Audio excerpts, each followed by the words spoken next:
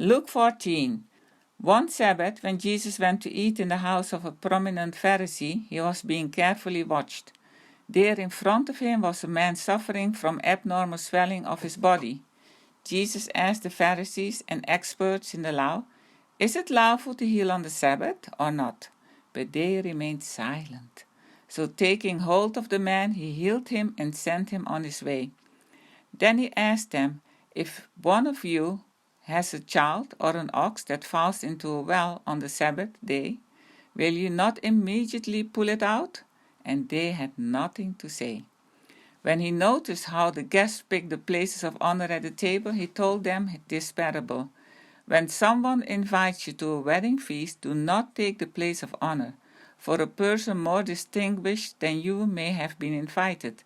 If so, the host who invited both of you will come and say to you, "Give this person your seat."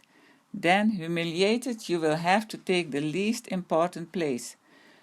But when you are invited, take the lowest place, so that when your host comes, he will say to you, "Friend, move up to a better place." Then you will be honored in the presence of all the other guests. For all those who exalt themselves will be humbled, and those who humble themselves will be exalted. Then Jesus said to his host, "When you give a luncheon or dinner, do not invite your friends, your brothers or sisters, your relatives or your rich neighbors. If you do, they may invite you back, and so you will be repaid.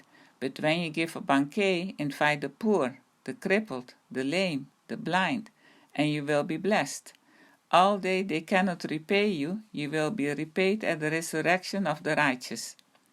When one of those at the table with him heard this, he said to Jesus, "Blessed is the one who will eat at the feast in the kingdom of God." Jesus replied, "A certain man was preparing a great banquet and invited many guests. At the time of the banquet, he sent his servant to tell those who had been invited, 'Come, for everything is now ready.' But they all alike began to make excuses. The first said, 'I've just bought a field and I must go and see it. Please excuse me.' Another said, 'I've just bought 5 yoke of oxen and I'm on my way to try them out. Please excuse me.' Still another said, 'I just got married, so I can't come.' The servant came back and reported this to his master. Then the owner of the house became angry and ordered his servant, 'Go out quickly into the streets and alleys of the town and bring in the poor, the crippled, the blind, and the lame.' 'Sir,' the servant said, 'what you ordered has been done, but there is still room.'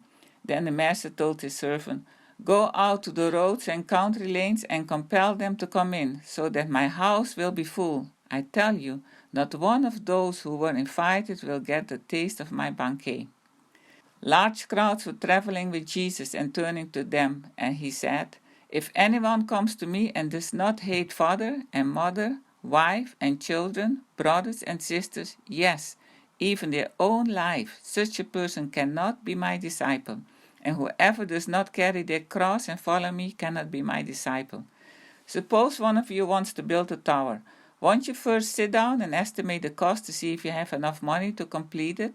For if you lay down the foundation and are not able to finish it, everyone who sees it will ridicule you, saying, 'This person began to build and wasn't able to finish.'